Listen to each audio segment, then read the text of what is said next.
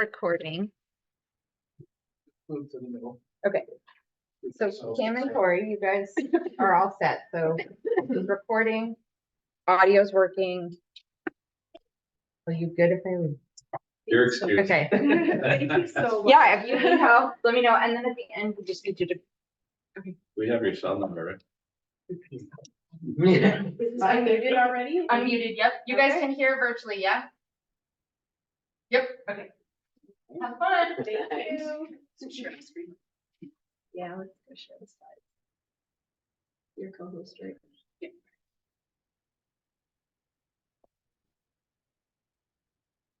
Hey everyone, we'll get started in a few minutes. I think people are still getting logged in.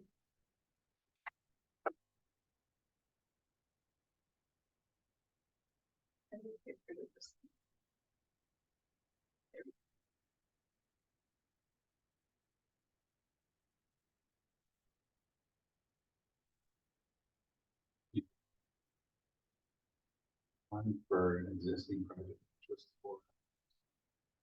And then 3 new ones, and then 3 that they turn. He jokes at the lady.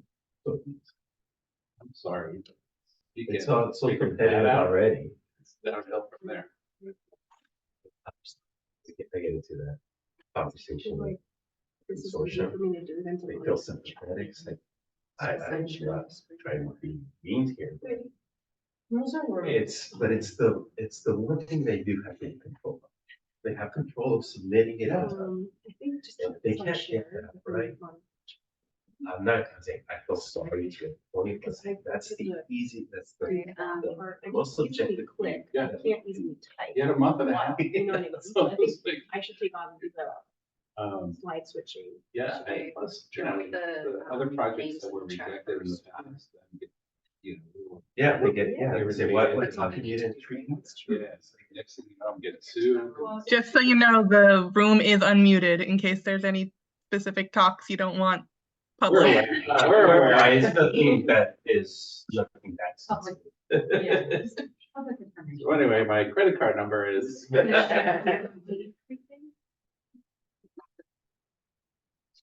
That's true. Hey, can you repeat that again, Tony? I'm ready. I have my pin ready. 999 555. Following rules, following the process. It sounds a lot about then you want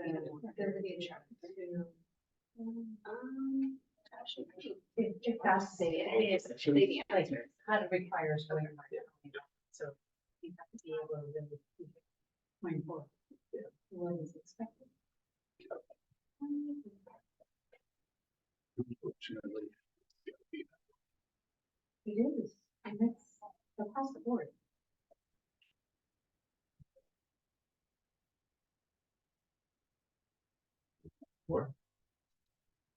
No, we have a quorum. Okay, so let's go ahead and get started. Okay, before we move to introductions, just a quick reminder that this meeting is being recorded. Good afternoon, everyone, and welcome. My name is Kimberly Ty, and I'm the HMIS Administrator. I work with Contra Costa Health Housing and Homeless Services, aka H3. Let's go ahead with introductions, starting with our COH members. COH members, if you wouldn't mind introducing yourself, your pronouns, seat, and affiliation. Hi, everybody. Tony Usferry with the Housing Authority of Contra Costa County. My pronouns are he, him, his, and I hold the PHA seat on the council. Hi, everyone, and I'm Heather Chamberlain with the Contra Costa County Office of Education. She, her pronouns, and I hold the education vacations. Hi, everyone, Gabriel Lemus with the Department of Conservation and Development at the county. I hold the Federal Homeless and Housing Funding Administrator seat. He, him pronouns. Jay Delato, he, him. I work with the Department of Veterans Affairs Homeless Program, and I hold the veteran seat. Awesome, thank you. Any other COH members that may be joining online? Yes, Nicole Green. I am she, her pronouns, reentry seat, holding the reentry seat, and I am using just cause exemption for today. Great, thanks, Nicole. And my name is Juno Hedrick. My pronouns are they, them. I am one of the lived experience advisors and co-chair, and I'm also using a just cause exemption for today. Thanks, everybody. Let's go ahead and introduce our H3 Red Team members. Tammy, would you mind kicking us off? Good afternoon, everybody. My name is Tammy Stosich, and I am the HMIS Quality Assurance and Training Coordinator with Tammy, I think you're H3. cutting out. Oop, can you hear me now? I think we lost you, Tammy. Can you hear me now? Can you hear me now? I can hear Tammy. Maybe it's here. We didn't hear anything that Tammy said. This is Ayoka. Can you hear me okay? Yep. Yeah, I can hear Tammy. I can reintroduce myself. Hi, everybody. My name is Tammy Stosich, and I am with Health, Housing, and Homeless Services. I am their HMIS Quality Assurance and Training Coordinator. Thanks, Tammy. Thank you. Ayoka? Hi, good afternoon, everyone. My name is Ayoka Metlock Nurse. I am the Research and Evaluations Manager for the RED team, which stands for Research, Evaluation, and Data, RED team. So nice to see everyone. And I think Carlos is Hello, my name is Carlos Silva, he, him. I am the data analyst for the Red Team. and Tori. I am Tori Carlson, data analyst with the Red Team. All right, great. And then let's go ahead and introduce our COC team. COC team, please go ahead and introduce yourselves. Mary Juarez Fitzgerald here, coordinator and team manager with H3. Hi, everyone. Jamie Schechter, Homeless Services Chief with H3.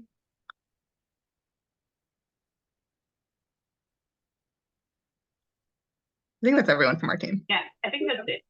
Okay, thanks, COC team. All right, let's move on to our partner agencies. If you could just list your agency name in the chat and introduce yourselves in the chat, that would be great. We had, I think, left a list in the chat before starting the meeting. So feel free to just introduce yourself there. And thank you everyone for being here. Okay, let's move on while folks are introducing themselves in the chat. Let's move on to minutes. So we had sent the minutes out last Friday. Just wanted to see if anyone had any questions or comments. I'll give a couple minutes for that. Showing up on your screen. Just click allow recording or deny. Oh, you have to do it now.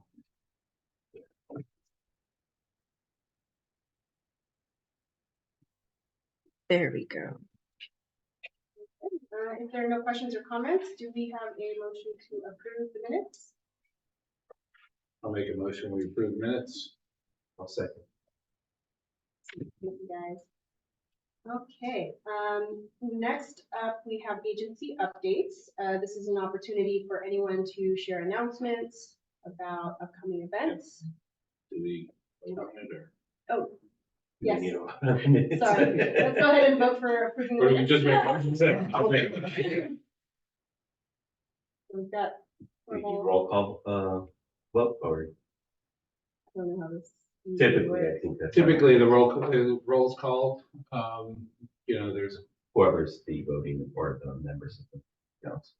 Okay. We'll just go Yeah. one by one. Okay. Jay Delano. Aye.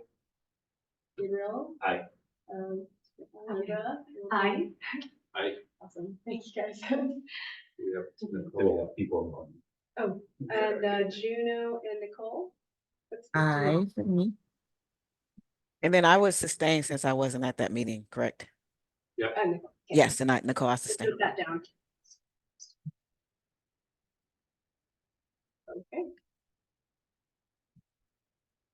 Thanks, everyone. All right, so let's move on to agency updates. Any news to share, new programs that might be closing or staffing changes? The floor is open.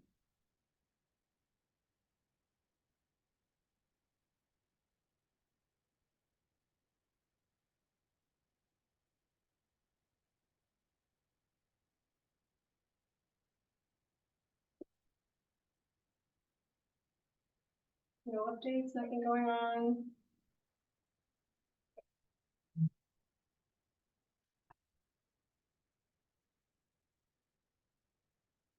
All right, well, if there are no agency updates, we can move on to the first formal item on the agenda. Sysadmin updates. We'd like to introduce the newest member of our red team, Dr. Ayoka Medlock Nurse. Ayoka, if you wouldn't mind saying hello. Oh, there you are. She joins us with a background in public policy and research and analysis, and we're so excited to have her on our team. So please give her a warm welcome if you see her. Thanks, you guys. Some of you may have noticed that the CC Health website design has changed, and with that change, all of our links have also changed. So we have had to update a few documents that had the old links, and you may also have to update any shortcuts that you have. So any shortcuts to our forms, our online training registration page, all of those have changed. So just a heads up. We also requested a redirect for our HMIS page. So now all you have to do is type cchealth.org/HMIS on your browser, and that will take you directly to our HMIS page. So before the change, you had to go into the H3 page, and then the COC page, and then the Tools for Partners page. So it was like 5 levels deep, and now it's just, you can just go straight there by that shorter URL. So we're really happy to have that. We also updated a few forms on our website, specifically the changes to all the hyperlinks, like we said, but we also received recommendations from our last HMIS monitoring on things that could be made more clear on our policy and procedures manual. So in our policies and procedures, we added a line about the ROI, specifically about it needs to be stored for the entire duration that it's good for, which is 10 years. And if you don't want to store it in a physical location, you can of course scan and upload it. So that's actually the recommended method is to just scan and upload your ROIs. Otherwise, you do have to store it in a physical location for the 10 years. So we just made that a little more clear. Also, there were several places where we talked about what to do in privacy situations, which is to just contact the red team, but we had added a special section around what to do in the event of a breach, data breach. So again, it was kind of inferred in several places, but we just decided to pull out that language and actually explicitly say what to do in the case of a data breach. So that was on the PNPs, and then the DQMP was also revised to reference all of our new URLs, and all the hyperlinks were changed. And then we are also putting together a data quality dashboard instruction manual. So that should make things easier because it provides step-by-step instructions on how to clear data errors on your monthly report. So watch out for that, it's coming out soon. And then lastly, the training portal update. We've been piloting a new system with H3 programs for new user training. And we're thinking of opening it up to new users from other agencies. So not just with the H3 shelters and the outreach program, but any new program or any new staff from any agency starting next week. So if you have a new user who needs to get trained, we'll most likely be using the new platform.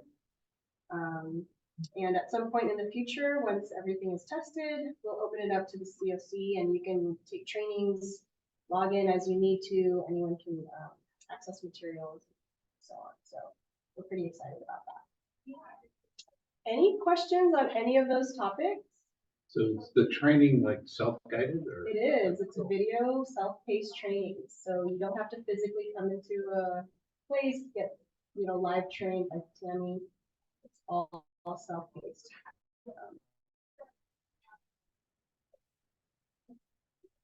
And there's a little test that you have to take at the end to just earn your certification. It's pretty cool. I love that lot of stuff. Okay, any other questions? If not, I will turn it over to Ayoka for PIP updates. Okay, so as you all may know, we had our annual point in time count this past January, and we started that off with our observational count.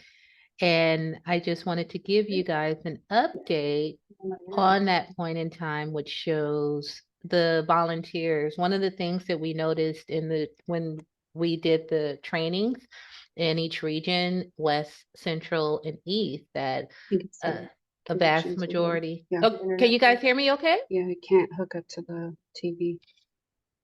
Can you hear me? Can you guys hear me? I can hear I you. can hear you. Yep, we can hear you. Oh, I can hear okay. you. All Yep. right. So 'cause I could hear a little bit of feedback, but so I wanted to share with you guys the volunteers that came out. So we had our core teams, which are 19 different core Can teams. anyone hear And- us? Yeah, I can hear you guys. Given that it froze. Wait, is it possible to mute the room? Yeah, because I can No, hear we you can't guys. mute the room. There's a thing in the chat. The I room don't has to think be they can hear unmuted. us. Because it completely looked like Because she's in the chat. I'm not in. Like maybe the room Can can't you hear check the us. Wi-Fi? Looks like Kim's trying to fix it. Okay. Yeah. Guys, turn your mic off.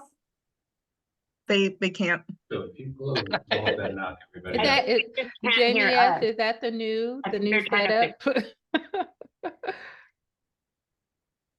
Oh, wow. I'm just started doing the Wi-Fi. I'm trying to. It's under Kitty's Gallery. So, did you get post privileges, Kim?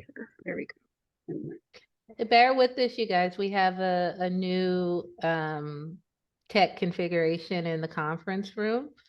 So we're getting accustomed to it. So bear with us, please. We'll be with you shortly.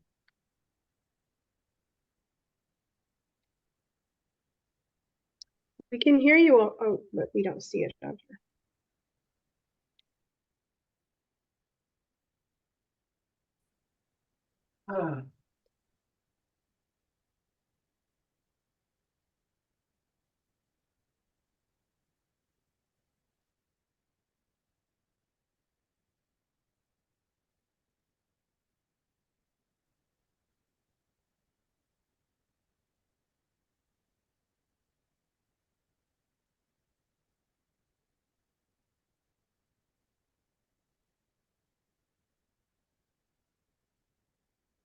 I can continue to talk while she works on that, I if that's thi- okay. I think it's best to hold off until we get the room back online. Oh, it's because offline now? I'm not seeing the room view. Oh, okay. Here, let me do a wider view because I can't. Yeah, I think they're offline now. Yeah. Sorry, this is the tricky thing about Brown Act hybrid rules that we have to adhere to.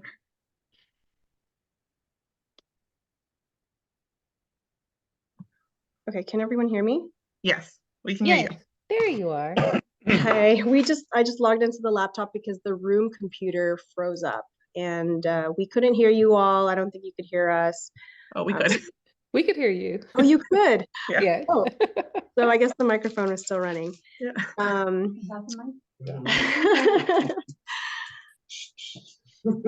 Sorry about that. I can just do this. Let me do that. That wouldn't work either. We're trying to restart the room computer now. Okay. And Jamie just left, so we're trying to figure this out without her. If you, they're out for lunch, huh? Still, You're okay? Yoka could still give her Okay. a quick report. That's fine. Okay, you just wouldn't see any of the slides. We can't actually, because we can't see the room. So we have to pause until the room is public again. My guess is we're gonna be hearing them over and over and over again. Well, Jamie mentioned because of Brown Act, we can't pause the meeting. It has to be being recorded. Yeah. Well, the meeting's being recorded, but we have to be able to see the room. Oh, we have to see the room. Okay. Yeah. Oh. Okay, what if we did this, Jamie? Does this work? Can you unfuzz your background? Because you've got like the background fuzziness on. Let's do That might work. Okay. As long as everybody can see and hear the room okay, it's fine through a laptop. Let's try that. Okay, it's unblurred.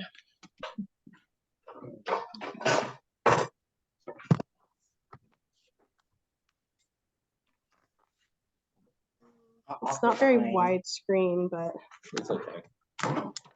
Can you scooch it back a smidge? yeah. I think if we and maybe angle it a little bit towards Gabriel, and I think we'll be fine. Perfect. Great. We see all four of you. Oh, well then here I am. I'll stay right there. Yeah. Okay. And put your volume up so everyone can hear. Okay. And you guys just make sure to speak clearly, loudly, since it seems like we're using a laptop, and we should be good to go for Ioka to continue. Okay, are we ready? I think so. All righty, and I was I'll just start over. So as you may know, we had our point in time count this past January, the observational portion of it, where several of our outreach teams, including our about 19 core teams and various agencies throughout the county, they showed up and showed out at 4 in the morning, like before 5 o'clock, to go around and to count homeless individuals in homeless settings. So I wanted to present the information about the volunteers that did come out to participate, because we noticed that for the majority of the people that showed up for the trainings, it was their first time. So for them to make that dedication and to come out and just do a great job. So before we go into the next slide, where we're at now with PID is actually conducting the survey portion of it, where we send out teams and various agencies participate in doing the paper portion of the survey. So we're in the second phase of it, but I just wanted to highlight the success that we had with our observational count. Next slide. So here's an overview of what took place on January 24th. We had 200 plus participants, and that allowed us to do a full coverage of the county. So and that was for our unsheltered count. Our sheltered count, we pulled that information from the HMIS system. And as Kim stated, there are some new updates to the website, and then also with the self-paced training that's coming up. So the data that we keep in HMIS is very important for it to be up to date, current, and for the participation from those who sign up for HMIS. So survey gathering, which is what I discussed. So the demographical data, we have a set survey. It's very similar to the app where people got a chance to go around and drop the pins and then come back and look at the data in real time. The survey is done in a similar fashion, where it is done over an app and we're able to see the results in real time. And the surveys have been conducted. They started around the same time, but to allow for more coverage, we're still in the process of completing that second and final portion before we get to the interesting part of analyzing the data. And then after that is done, we'll be able to discuss our findings. Next slide, please. And here's just an example of how people came out. And mind you, for those of you who didn't get an opportunity to participate, it was really exciting and encouraging to see this for the first time from my point of view, to, for being new to the county. But this is just some of the feedback that we got. Thank you for all the diligent work in organizing all of the moving pieces. I enjoyed my first experience as a volunteer for PIT, and I look forward to helping out in the future. And here's another example. As a first-time volunteer, I was impressed with your organization and execution. Yesterday in the Martinez Gathering Center, you were able to answer questions quickly and accurately, and I had no issue with the GIS field map system. Nice job, all the best. We love to hear that kind of stuff. So here's just a breakdown of the number of volunteers. We have 50 in the East region, 51 West, Central, 84 overall, 185 people who actually went out into the field while it was raining and dark outside. Next. So total teams, we had 20 teams in East, 18 West, and 40 Central. And then type of teams, outreach 35, and then the community. That's just regular people who decided that they wanted to be a part of it, 43. And here's a breakdown of West, East, and Central in terms of outreach and community. For example, East, we had 13 outreach and 7 community. Central, 10 outreach, 30 community, and West 12 outreach and 6 community. Next. Oh, and that concludes my presentation, but I also wanted to tell you guys to be on the lookout for the upcoming PIT next year. So if you didn't volunteer, please consider volunteering. Or if your agency would like to be a part of the survey portion, if it fits the criteria, we would like for you to keep that in mind as well. And be on the lookout for our PIT report out coming soon in April and May of this year. Thank you. Thanks, Ayoka, for that update. All right, turning it over to Jamie to talk about our recent SPM submission. Yeah. Hi, everyone. We're in a little bit of a funky time of year where we just submitted the SPMs to HUD, so we didn't have kind of the full cleaned up data to be able to present today, but I'm going to give a little bit of an overview and then talk about where you can learn more about them. So next slide. Okay, so our system performance measures were established in 2015 by HUD, and they look at kind of a funky time frame. They look at October 1st through September 30th. That's the federal fiscal year, and it doesn't really line up with a lot of our kind of fiscal years and calendar years, so it's a little bit of an interesting time frame. Like I said, we just submitted the data late last week, and we'll be sharing out more on that. The system performance measures are used to determine funding for the continuum of care, and they're used at not just the federal level, but also the state level. The state utilizes similar measures for things like our HAP programs and other funding sources. So they're very important in that way.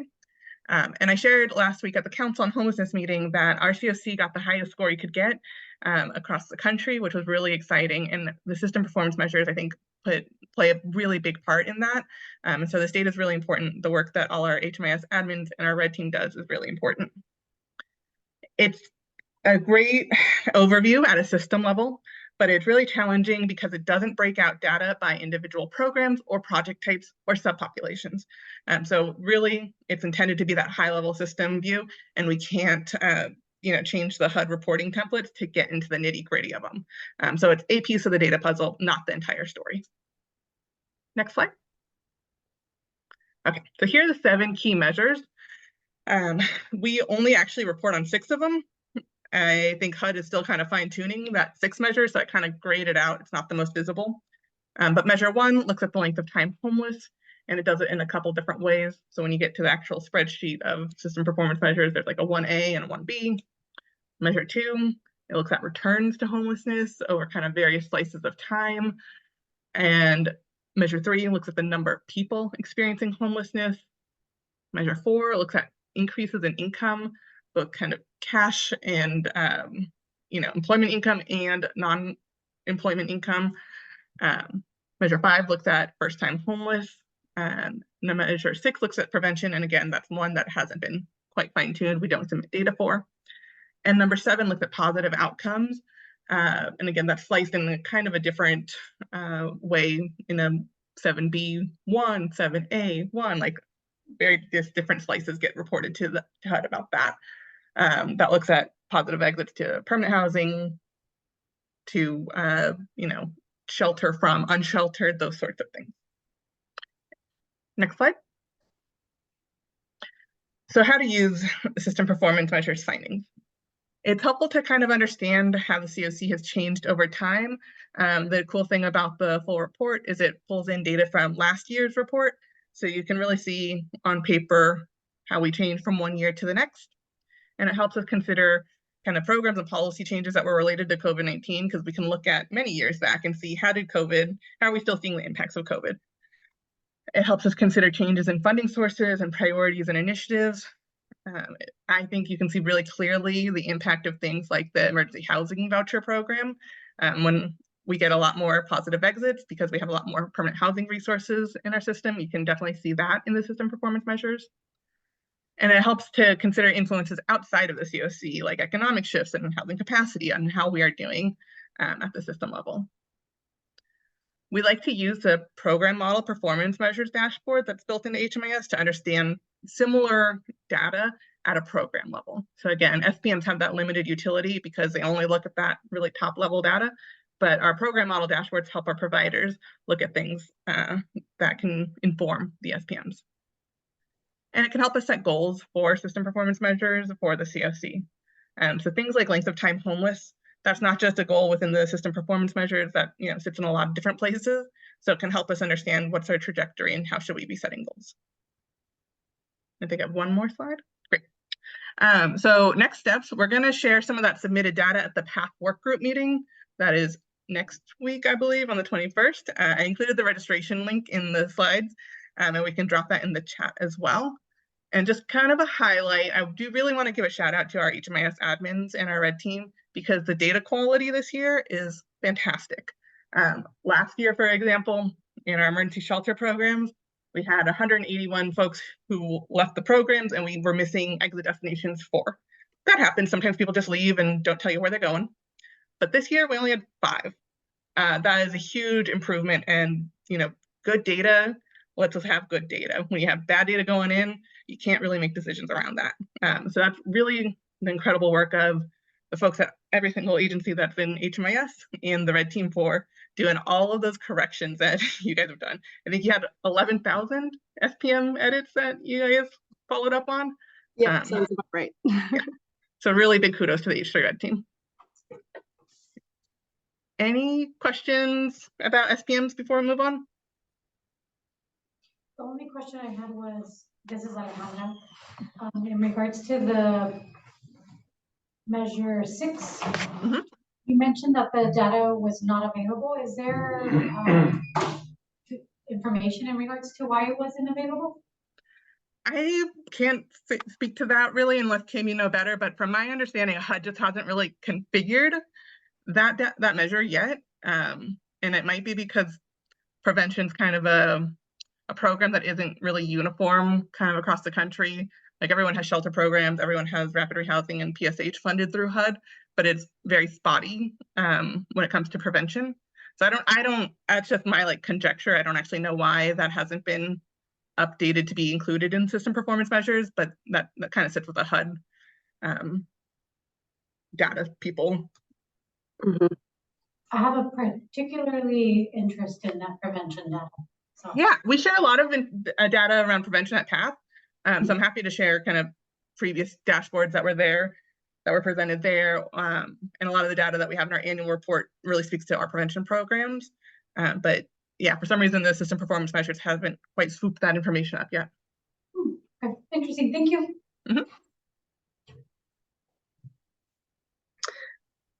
All right, thanks, Jamie, for that update.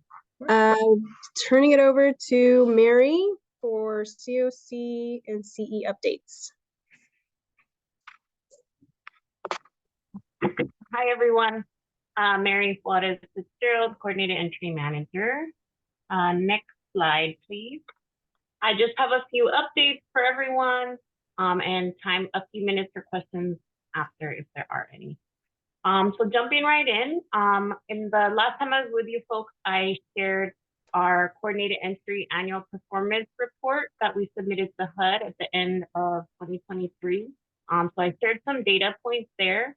But today I wanted to give an update for those of you who enter data or are with an agency that enters data that affects the coordinated entry APR, or, so if you're connected to CE in any way, receiving referrals, etc., or sending them, this will affect your agency or your team. Last year, Red Team created a dashboard to help in the oversight of the CE APR, and the dashboard shares possible data errors and whatnot, so we can keep on cleaning up that data. And based on our last submission, we observed 2 data areas that continued to have a lot of errors. So Red Team has added 2 new tiles to the monitoring dashboard. So on the monitoring dashboard, we now have a tile for identifying the error of a child's head of household, as well as identifying records where the member type has not been set. So this helps each agency, again, keep some clean and reliable data that affects our CE APR. So I want to mention that for those of you who are working with an agency or team that utilizes the CE APR dashboard, please note these 2 new tiles that are at the very bottom of the dashboard. The agencies that are responsible for cleanup are those to the right of the screen. Next slide. Some other updates. I wanted to give this group updates on some new programs or resources that we have beginning and coming online that we're looking forward to connecting people to through coordinated entry. So first, that includes El Portal Place, which I'm sure many of you are familiar with, but this is soon to open. Construction is close to being complete, and we have identified all of the folks that will be going to El Portal for the most part. We're excited for that. And as a reminder, if it's the first time you're hearing about El Portal Place, this is a 54-unit permanent supportive housing site or site that we will be able to connect folks to. It is a office building conversion. So 54 micro units, and we'll be sending single adult households there. And that is set to complete in May of 2024, where we're looking forward to helping people get moved in. Next on the horizon, we have the Access expansion. So Access is a PSH program through Hope Solutions. The expansion will be for 16 single adult households for permanent supportive housing. And that includes 10 scattered site 1-bedroom PSH units, which will launch in May of 2024. And then later on in the year, 6 cottages in Walnut Creek for single seniors that will launch in early fall. So once our coordinated entry team is kind of done with getting referrals settled for El Portal Place, we'll be jumping right in to work with Hope Solutions and identifying referrals to send over to the Access expansion. Then we have our Cominar CE prevention program launching soon. So if some of you remember, over the last few months, we've had some new prevention programs come online through FACS, Catholic Charities, Bay Area Community Resources. Cominar is also one of those coming online, and they are finally set to launch soon. in hopefully next month or early May. And their program will serve 25 families, so households with children, through our prevention program model. And then finally, another new program coming soon is Hope Solutions Countywide Adult Rapid Rehousing Program. And that will launch in May of 2024 and aim to serve 80 single adult households between this year and 2026. So a little bit longer runway, roughly 2 years or so to serve those 80 single adults. So we're looking forward to these resources coming online and being able to connect people to these programs. Next slide, please. Wanted to give a friendly reminder as well for all of you agencies on the line who receive coordinated entry referrals to please keep the data and information in the actual referral updated as much as possible. So the first thing that we're asking is, or reminding folks to do, is to utilize the notes section in the referral itself. This is a handy space because it updates everyone on the care team and the sender of updates to the referral. So this can be if you've tried reaching out to the participant, if they're in process. We ask that you please get in the habit or continue to utilize the notes function in the coordinated entry referral. Second, updating the actual referral status. So there are various options such as pending, pending in process, decline. We also ask folks to please remember to change referrals to pending in process once you've seen and are working on the referral. This lets folks know that you have seen it and are addressing it. If you leave those referrals on pending, then from our team's end or like 211 or any of the sending parties, we basically, we're not sure that you've seen it. And then, sometimes we're having to reach out via email or in other means. So this just helps all of the care team and our team stay up to date on if you are addressing a referral. So please, friendly reminder to update your referrals that you receive from coordinated entry. Next slide. Other updates for this group that we wanted to share is the use of eyesight and broader, oh, there's a typo there, ignore that, and other broader system data to coordinate services. So eyesight is a platform that we use through Contra Costa Health and gives us access to a larger data warehouse. We have an example of some of these efforts are a recent report we created to cross-reference HOPWA eligibility and HMIS enrollment. So one of the kind of limitations of HMIS is that our HOPWA criteria, or if someone is answering if they have HIV or AIDS, it's self-report, yes or no. Sometimes, a lot of times people are marking yes in error, like the actual staff entering data, or it's not true. So sometimes, and over the last couple of years, we've seen an increased amount of time to identify HOPWA referrals. So we worked with a team within the county to create a report that will actually pull that data from our health system that is more accurate, and it looks at those who have that HOPWA eligibility as well as an HMIS enrollment. So it's really nice to have that we'll be able to cross-reference there. And it's just an example of how we can use some broader system data to better outreach for some hard to fill units. And in general, when it comes to eligibility for some of the openings that we assist folks with through coordinated entry. Another thing our team has done is launch a regional coordinated entry leadership meeting. So we meet monthly now, possibly soon to go quarterly or bi-monthly, but for now we're meeting monthly with coordinated entry leadership, so other coordinated entry managers and directors from across the Bay Area, as well as Sacramento, and we have some of our VA CE staff. So I think is that Jay there sitting. So Jay has been on those meetings Thank you, Jay. We launched these meetings in an effort to bring coordinated entry staff together in a place to kind of coordinate, plan, and just share resources with each other. So that's going really well.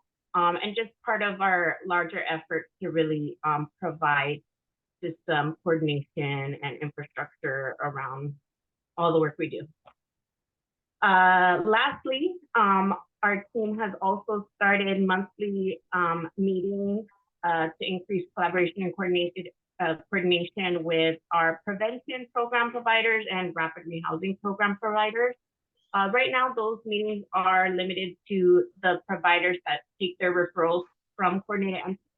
So not all rapid rehousing, not all prevention providers, but mainly those that work with coordinated entry for referrals and utilize our COC program models to operate their program. So we've created those spaces, especially as we've had new providers and programs starting, again, to have a place to coordinate, discuss system improvements as needed, and just get kind of status updates on how the various programs are going, and make sure we're able to support participants collectively. I think that might be the last one, but oh no. Next update that I have for this group is about our coordinated entry assessment replacement project. So as I think many of you are aware, in a 2022 evaluation of the coordinated entry system, it was identified that the VI SPDAT should be replaced. The VI SPDAT, for those that don't know, is the current tool that we use for our housing needs assessment in coordinated entry. So really, what helps us prioritize folks through coordinated entry and tells us kind of quote unquote who is the most vulnerable. Our evaluation identified that the VI should be replaced, and we've known we've needed that for a while, and we've taken a lot of steps thus far to get to the point where we can identify a new assessment. Finally, going to be beginning that project soon. We worked with a working group from the Oversight Committee last summer to come up with an overview project plan and RFQ, published the RFQ or a version of it in December, and it closed in January or in the winter earlier this year. And we got some applicants and have spent the last about 6 weeks reviewing those applications and working with some members from the working group to identify applicants to work with to support the project. We have pretty much identified, so now moving in the next phase to get contracts going to be able to launch this project in the summer, probably around July 1st, maybe sooner, but over the summer. And we look forward to working with some of you for that project as well, and making sure voices are included, as the project will prioritize voices of people with lived experience as well as all of you, our community partners. And we'll also have our internal entry project team, which will be mainly myself, our coordinated entry team, Jamie, and folks from Red Team to support as well, especially since we anticipate the use of administrative data, HMIS, and whatnot. And I believe that is all of my updates. Any questions about anything that you've heard from me? This is Nicole. I don't have any questions at all, but just being a former person that used HMIS, I am very excited about hearing about the system improvements. It's a long time coming, so to know that you all are working on those things, that's why I was smiling. I'm very excited about that. As well as knowing that you guys are doing like meetings with Bay Area counties and incorporating, because I knew that was a long thing that was working towards. And very excited about the project for VIASPDAT. So I am really looking forward to more updates to see what's coming, but I just wanted to point that out because that was exciting to see how far everyone has come and the great work you're doing. So just wanted to point that out. Thank you, Nicole. I appreciate that feedback, and I'm glad that someone else shares in the excitement with me, because I'm super excited for everything that our team is going to be working on this year. So thank you. Any other questions, comments? I had a quick question with regards to the voices from people with lived experience and community partners. By the way, this is Alejandra. What, will you eventually tell us what that will look like down the road? Oh, yes, definitely. Yeah, so once we have our project team in place, as far as like our consultant or outside entity that will help lead and project manage, we will be able to release the plan for kind of stakeholder engagement. And we do, with the working group that we convened last summer, we did come out with a list of stakeholders that will be included. And we will share a plan for the plan to engage people with lived experience. I know in previous meetings, the list of stakeholders was shared, but it really is pretty extensive and includes a lot of our partners, such as, you know, VA, Housing Authority, all of our partner agencies like the Shelter Solutions, BACR, BACS, and different entities, EHSD. So it's pretty vast that we're gonna make sure to engage the various folks that serve people experiencing homeless or that work with us. And so as the project begins, we would definitely share kind of our stakeholder engagement plan once it's developed. Yeah, and I'll tack on to that is that we've been doing that throughout this process as well. So like Mary shared with a work group, we also had folks from that work group, who some of whom are here today, participate in reviewing and interviewing the applicants that we got. So we wanted to make sure that people were engaged kind of throughout the entire stage, and we'll definitely be very loud and probably approach folks a lot to make sure that they are coming to the table and their voices are involved in this process. We just don't quite know all the ins and outs of that just yet. Wonderful. I think as we move forward with that process, and I say we because I consider myself part of the group, just kind of being mindful of the material that's provided. I had to Google a couple of things because it's not the continuous language that I'm in. Like I'm in education, so I throw around acronyms that are relevant to me. So as we think about our community partners and our people with lived experience, keeping in mind what's created, how are we being mindful that it's something they understand, not using a lot of acronyms, just kind of a little reminder with that. Thank you, Alejandra. I think that's really great feedback because I think in our realm, we're like so used to all the different acronyms and yeah, I had to Google things just while I was sitting here because I was like, what's that? And I was like, I'm sure somebody knows it. Let me Google it. And then I found it and I was like, oh yeah, that makes sense. But for sure. And no one ever feels shy about asking of any acronym here, please, because I think a lot of us even ask, you know, of what the acronyms are. But thank you so much for pointing that out, because that'll be definitely something we want to be mindful of, that the language and materials put out are accessible to everyone. And I know we do it, but I think sometimes we forget to like just give it one more glance of like the person who's not typically in the world of H3 and all the providers. Definitely. Thank you. Nicole, I see your hand.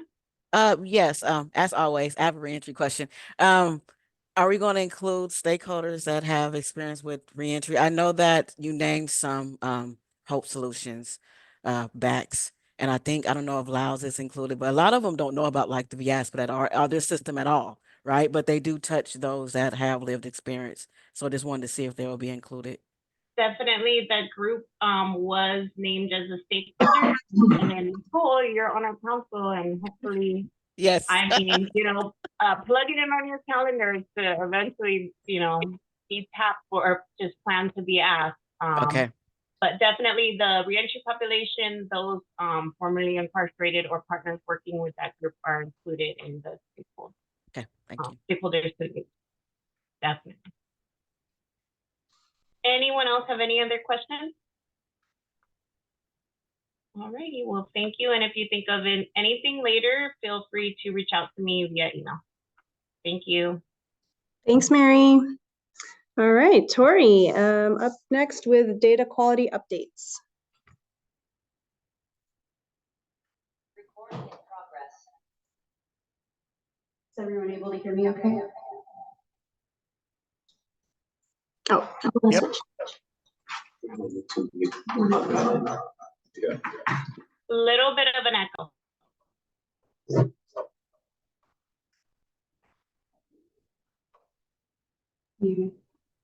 The microphone, not the audio.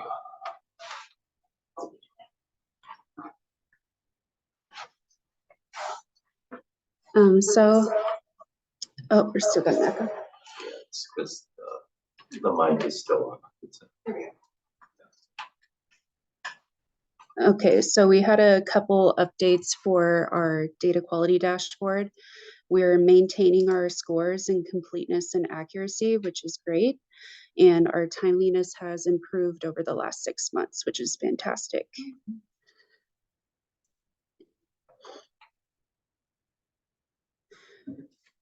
To add to that, we added a new tile to the data quality dashboard. This tile has to do with the chronicity questions that you see on the enrollment screen, specifically the approximate date homelessness started, number of times homeless, and total number of months homeless. The way that HUD is looking at these questions wasn't quite the way that we were answering them. For instance, the first column on the new tile looks at approximate date homelessness that was reported after the enrollment date. So if you were to enroll somebody on Monday and they said that their homelessness started 2 weeks from then, that's something that the dashboard is now capturing for us to fix. In addition, if a client's current episode of homelessness started 3 years ago, the dashboard is going to catch if more than one time is being reported as far as times homelessness. So if you have someone whose current episode started 3 years ago and they said that they were homeless 3 times in the last 3 years, you would want to change that to 1 time because we're counting this as the current episode. So they've been homeless 1 time. And lastly, the last column looks at the number of months homeless, and this one can be kind of confusing because a lot of people were trying to calculate an exact number of months between their program start date and approximate date homeless. So if someone tells you that they were homeless in August and you're doing their enrollment in November, some people weren't counting like 1 day and 1 month as counting for the entire month, but we actually do want to count that. So you would count from August to November, August, September, October, November as 4 months, no matter how long they have been homeless in any 1 month. Are there any questions about that?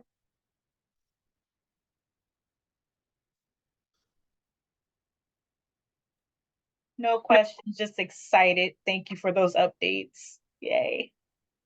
Okay, and we're also excited to announce on the screen, you'll see all of the agencies that improved in at least 1 or more areas of data quality since our last meeting.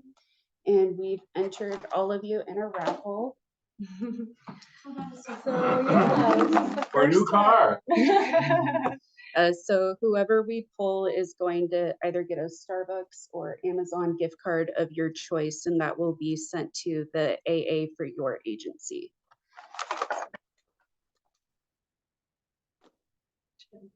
Can they see the? Where are your Maybe show them witnesses? Can you guys see?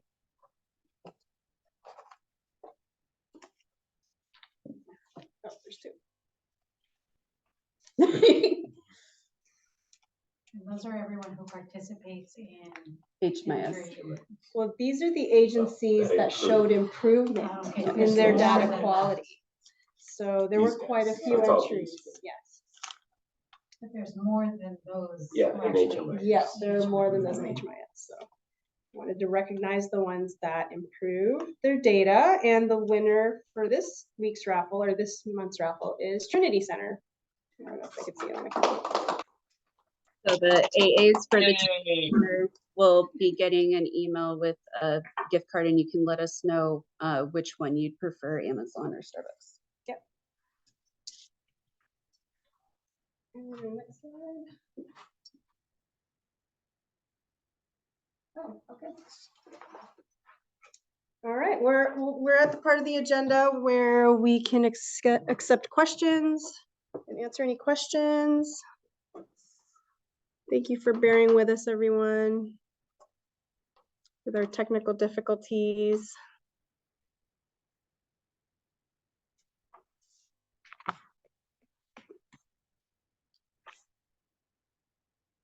Okay, well, if I don't see any questions in the chat and I don't see anyone raising their hand, I think we can move to adjourn. Can we go to the next slide? So you guys don't do like a pin it or announcements, or it's just the Q&A? Yeah. Okay, so I do have. Oh, a okay. question. Alejandra has a I question. wasn't sure so I was trying to look, I was like, I don't think they have an area other than this. So obviously being more new to this working group, it's not so much a question, I think it's just a comment, potentially a question. I'm gonna think out loud with you all, is I'm trying to really think about how we can bring in the school districts. I know that at one point, West Contra Costa Unified School District used to provide or enter data into HMIS. I understand that it didn't work out well. I don't know the details about it, and they no longer continue to enter data into HMIS. I see the value, and I've heard of the value of having districts enter data from other counties. I know at least 2 counties, I believe one of them is Monterey. And there's another one that I can't think of the actual name of the county, but they have their districts participate. And they've seen the benefit. I know it's a lot of work on the districts. I know that it won't be something that if we decided to move forward with it, the districts would be like, yes, sign me up. I definitely want to add more into another database on top of the databases that they already have. But I also understand that there's a gap in our understanding of this larger picture for children, youth, and families experiencing homelessness. Particularly, I wear the foster youth hat in our county as well. And we have a system called Foster Focus that allows child welfare and CalPATS to talk to each other to feed into Foster Focus, which allows across all of the districts, all of the COEs across the state, whoever chooses to opt into Foster Focus. And there's nothing like that on the homelessness side. And I'm not saying that HMIS will be that, but I feel like there needs to be a somewhat of a bridge. So I'm trying to figure out, what is that? Is it HMIS? Is it having a conversation with districts? So as we continue with our day-to-day, I would love to hear from my colleagues around those who have more experience with HMIS, how they could potentially see the benefit of bringing on our districts. We have 18 in our county, with 5 of them having the largest number of children and youth experiencing homelessness. So with that, I will stop. That's a little bit of a thinking out loud, but really that is my intention in continuing and participating with this group, is really thinking about data, the gap, and then how do we close that gap? So I was gonna ask, so is it mainly around capturing more of the data, or is it Not more? really, I'm not sure exactly. I know that, I don't know if when Monterey talks about it, they talk about it in regards to making sure their children and youth and families have more access to services in the world of what HMIS allows you to have access to, whether it's through the VSPGAT, and I know I messed up that acronym, but through that whole process. And so I don't know the details of it because I haven't dig deep. So I think that's the part where I'm really wanting to understand, like, what could be the benefit. I'm not really 100% sure, but I don't know who else to talk about it with other than my fellow HMIS working group as a starting point. The reason why I ask is because we're from the VA, we're in a similar boat, because we don't directly enter our veterans into HMIS. However, being a coordinated entry specialist, I do provide data to Kim, or I work with coordinated entry with Mary, that, you know, and I work with partnering agencies that do veteran services that do enter into HMIS. So we try to find a workaround to get our information in there, but it is, you know, a few more steps involved. Right. Yeah. And that's what I'm curious. And then you know, I'm not mom and pop to the districts. So then we add another layer, like having those conversations with the districts to encourage them, but also for them to really see the benefit of it. Because I don't have the say to say, you must do this. This is what Alejandra wants on behalf of the counties, right? Like that's just not gonna happen. So I really have to try to, right? Yeah. Which, you know, local patrol, we all love that. But I think if I could understand it a little bit more, then I could explain it and see they could see the benefit of it. Yes, So, absolutely. Is HMIS a closed system, or can it speak to other systems where we kind of maybe have the district's systems talk to each other, identify, you know, similar social security numbers, names, whatever it is, but yeah, I don't know. I was going to mention that. So, and I know Jamie has her hand up, but I just wanted to answer some immediate questions from Alejandra. So we did have a couple school districts participate in HMIS back in the day. And I think the biggest issue was the burden of data entry. Yes. So our system uses the HUD data standard elements, and they use a different system, and the race questions, they weren't lining up, the living situations weren't lining up. And so it was like they had to double collect specific fields. And so that was a burden. And then the actual physical data entry of it, they didn't have the staff to do it. So eventually it kind of fizzled out.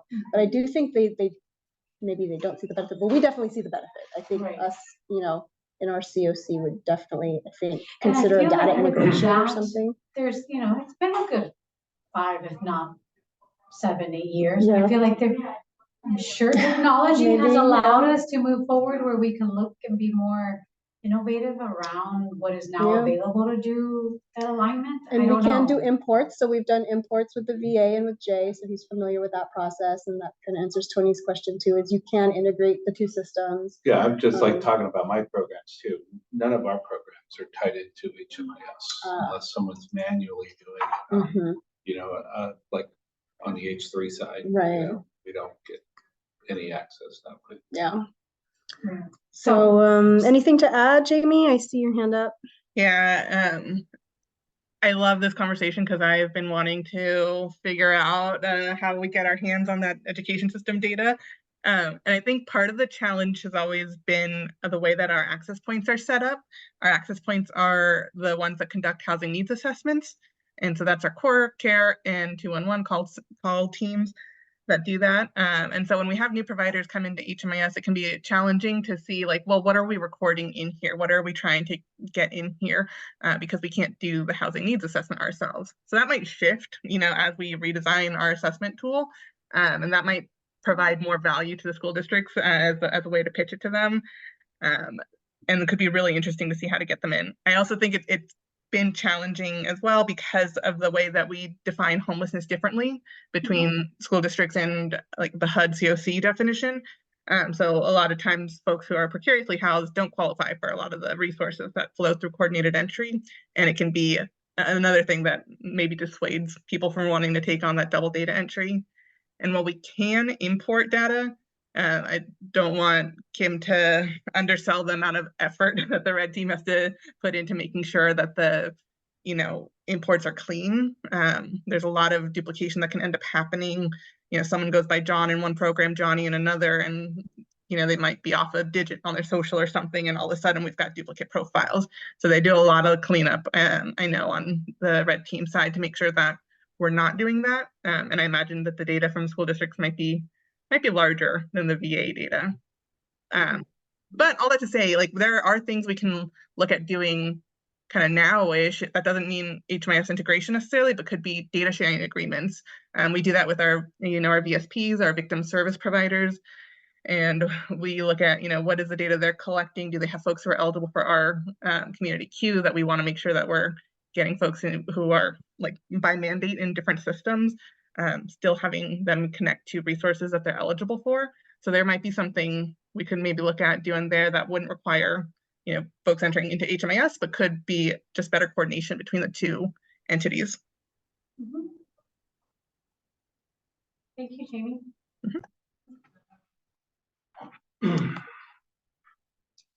Any other comments, feedback,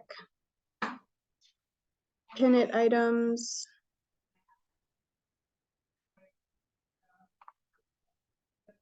Okay, let's move on to the next slide. Okay, so I guess that concludes our meeting. Next meeting is scheduled for June 11th, same time. Please remember to register and add all of these meetings to your calendar since we are meeting more infrequently now. So yeah, we're adjourned. Thanks, everybody. Thank you. Thank you. Thank you.